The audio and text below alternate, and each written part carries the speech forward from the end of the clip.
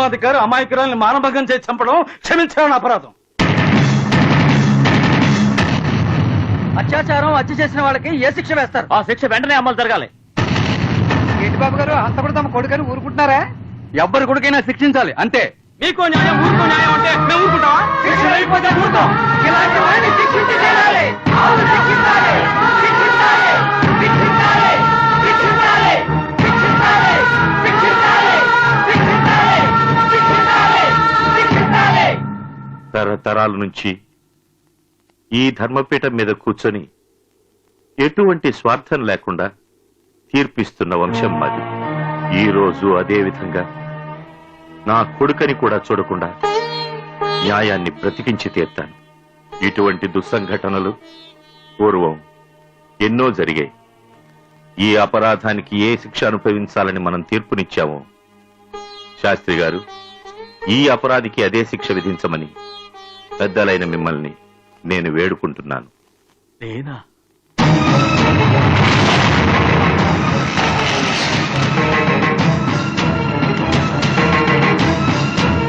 అవును, అపరాధిని మరణించేదాకా కొరడతో కొట్టమని తీర్పు ఇవ్వడమైన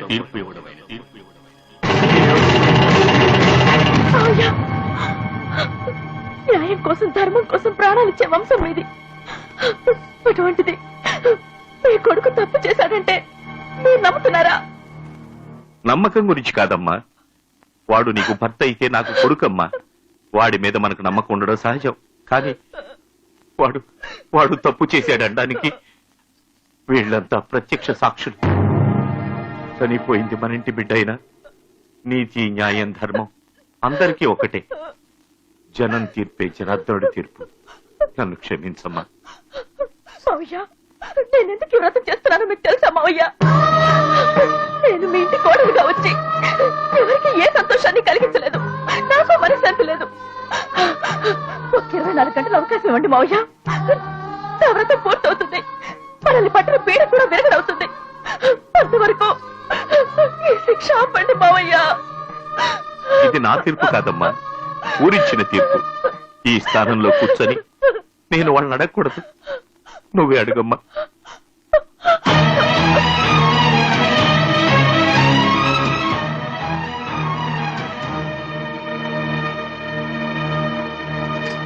అన్నలారా, వారిని మీరు చిన్నప్పటి నుంచి చూస్తున్నారు. వారి స్వభావం నాకన్నా మీకే బాగా తెలుసు. వారు ఇలాంటి పని చేశారంటే మీరు నమ్ముతారా? మందిరంటే వారికి ఎంతో గౌరవం ఉంది. నాకు 3 చెల్లెళ్ళు కాదు 4 చెల్లెళ్ళు అనేవారు. అలాంటి వారు ఇంత ఘోరమైన పని చేస్తారా? నాకు 24 గంటల అవకాశం ఇవ్వండి. నాకు ప్రతిభిక్ష పెట్టండి. దయచేసి నాకు ప్రతిభిక్ష పెట్టండి. నాయుడుతనాన్ని నిలపండి. అమ్మా అమ్మా, మీరు ఆడవాళ్లే కదా. నాకు మాంగళ్య భిక్ష పెట్టండి. నా భర్తని ఎలాగైనా బతికించండి అమ్మా. ఎలాగైనా బతికించండి. ఎలాగైనా బతికించండి. ఎలాగైనా బతికించండి అమ్మా. ఎలాగైనా బతికించండి. నా మాటేనండి. మొదటి నుంచి చిన్నయ్య గారిని చూస్తానే ఉన్నా. ఎన్నడూ ఇట్లాంటిది జరగలేదు. ఏం గాచారమో ఏమో ఇట్టా జరిగిపోయింది. చూడండి, చిన్నమ్మ గారి తాళిని తెంపకండి. ఈ ఒక్క అవకాశాన్ని మీరిచ్చి చూడండి. ఎలా అమ్మా ఇచ్చేది? ఊరికి పెద్దలైనా చేసిన అపరాధానికి శిక్ష అనుభవించి తీరాలి. చూడండి, నా వ్రతం పూర్తవగానే అసలు నిజమేమిటో మీకు నిరూపించకపోయినట్లయితే వారితో పాటే నన్ను చంపేయండి. ఇలాంటి క్రూర మృగాన్ని తెలిసి ఇంకా ఊళ్ళో ఉండని వాళ్ళ? అయ్యా, అంత మాట అనకండి. నేను కూడా మీకు తోబుట్టు లాంటి దాన్ని అనుకోండి. దయచేసి వారిని అంత మాట అనకండి. నా కోసం, నా మాంగళ్యం రక్షించుకోవడం కోసం ఈ ఒక్క అవకాశం ఇవ్వండి. పాపం ఇంతగా అడుగుతోంది. ఒక్క అవకాశం ఇచ్చి చూడండి నాయన.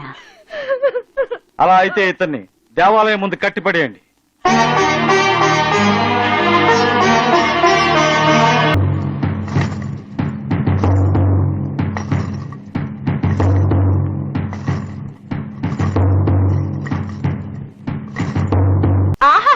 నాగమ్మంట నాగమ్మ.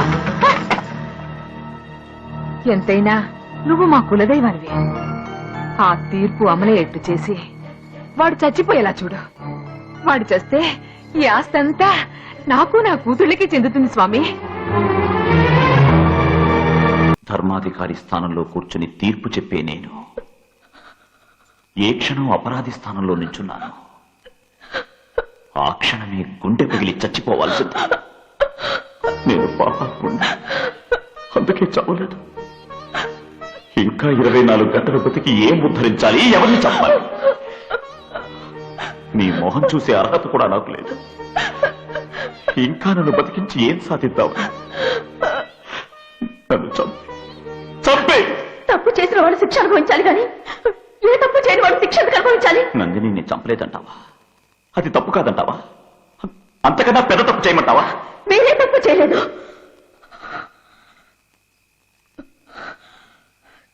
తప్పు చేసింది మీ అమ్మ.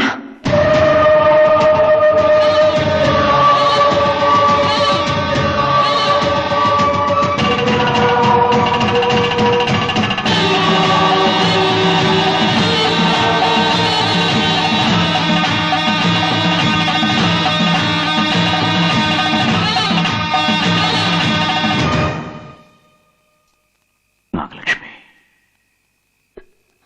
ఇన్నాళ్ళు ఈ విషయాన్ని నా దగ్గర ఎందుకు దాచావు? మీకు మీ తల్లి మీదున్న గౌరవం కోసం, ప్రేమ కోసం మీకు ఈ విషయాన్ని తెలియచేయలేదు. ఈ నిజాన్ని ఏ స్థితిలోనూ ఎవరితోనూ చెప్పనని నందరి మీద నేను ప్రమాణం చేశాను. కానీ ఇవాళ నందనే మనకు దూరం అయిపోయింది. అందుకనే ఈ నిజాన్ని చెప్పాను. ఏమండి, ఇన్నాళ్ళు ఈ నిజం దాచినందుకు దయచేసి నన్ను క్షమించండి. దయచేసి క్షమించండి. శివా,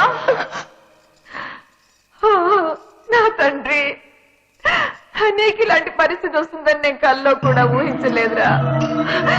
మీ నాన్నగారి అసలు గుండా పాషాణమా? కన్న బిడ్డకి ఇంత ఇంత శిక్ష విధిస్తారా? నేను చూడలేకపోతున్నాను రా, చూడలేకపోతున్నాను. నువ్వు లేందే నేనెందుకు బ్రతకాలి? పరమేశ్వర, నా బిడ్డకు దూరమై నేను ఎలా బతకనయ్యా? ఎలా బతకను? ఏమ్మా, నేను లేందే నువ్వు బతకలేవా? కన్న కొడుక్కి తండ్రిచ్చిన తీర్పుకి నువ్వు తట్టుకోలేక ఏడుస్తున్నావా? ఈ మాటలు నీ గుండెల్లోంచి వస్తున్నాయా, ఒట్టి గొంతులోంచి వస్తున్నాయా? అమ్మా, నాటకంలో నటించే వాళ్ళని నేను చూశాను. నిజ జీవితంలో నటించే వాళ్ళని మొదటిసారి అది నిన్నే చూస్తున్నా. నేను పుట్టినప్పటి నుంచి రోజుకు ఎన్నిసార్లు అమ్మా అమ్మా అని పిలిచేవాడిని. అమ్మా అని పిలిచినందుకైనా కాస్తో కూస్తో ప్రేమ చూపించుంటే ఇవాళ నాకు ఈ పరిస్థితి రాదు కదమ్మా. కన్న తల్లికి పెంచిన తల్లికి ఎంత తేడా ఉంటుందో ఇన్నేళ్లకి నాకు తెలుసు. ఇదే నా కన్న తల్లి అయితే ఇలా చేస్తుంది. ఎవడో పరాయి బిడ్డ కదా అని చిన్నప్పటి నుంచి విషం తాగించి నన్ను ఎందుకమ్మా విషపురుషుణ్ణి చేశావు? ఎందుకమ్మా నాకు పెళ్లి చేశావు? అమాయకురాలైన నందినిని చంపేసిన హంతకుడిగా అందరి ముందు తల వంచుకునే పరిస్థితి ఎందుకమ్మా తెచ్చావు? అమ్మా, ఆ శ్రీరామచంద్ర ప్రభు కైకేయి మాట కోసం భార్యను తీసుకుని అడవికి వెళ్ళాడు. శివా, నువ్వు చస్తే ఈ ఆస్తంతా నా కూతుళ్ళకి వస్తుందని నువ్వు ఒక్క మాట చెప్పుంటే చాలు కదమ్మా. ఆ రోజే నీ పాదాల పైన పడి చచ్చిపోయేవాడి. తల్లి కోసం ప్రాణాలిచ్చే ఈ కొడుకుని ఎందుకమ్మా జీవోత్సవాన్ని చేశావు? ఎందుకమ్మా జీవోత్సవాన్ని చేశావు? శివా,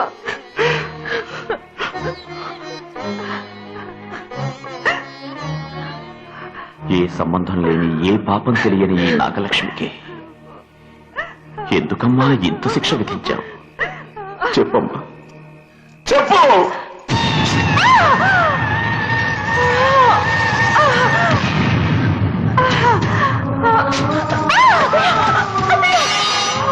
తల్లి లేని కారణంగా నా బిడ్డని ప్రేమతో పెంచడానికి ఒక తల్లి కావాలని నేను నిన్ను పెళ్లి చేసుకున్నాను.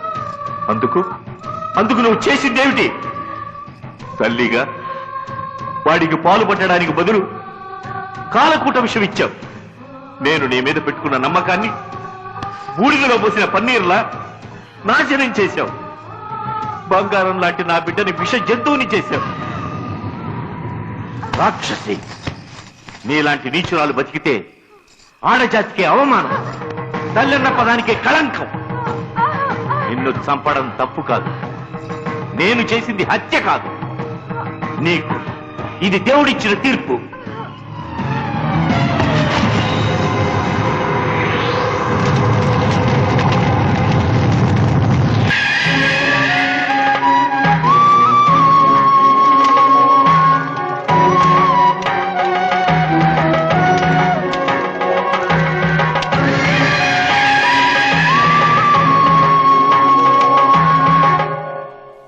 గరుడా వెళ్ళు.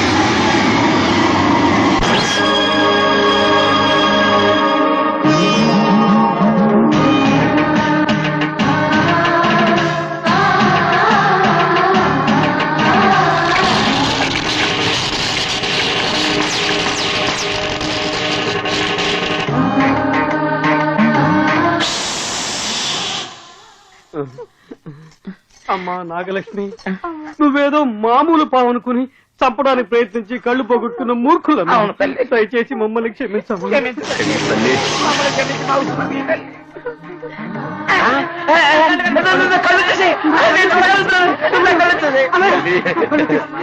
తప్పు చేయడం మానవ సహజం. పశ్చాత్తాపంతో చేసిన తప్పును సరిదిద్దుకోవడం ఉత్తమ లక్షణం. అమ్మా నాగదేవత, శరణన్న వారిని కరుణించే తల్లివి నీవే. ఎన్ని కష్టాలొచ్చినా వాటిని తొలగించి మమ్మల్ని రక్షించావు. నాకు మాంగళ్య భిక్ష పెట్టావు. నీవే మా ప్రత్యక్ష దైవం.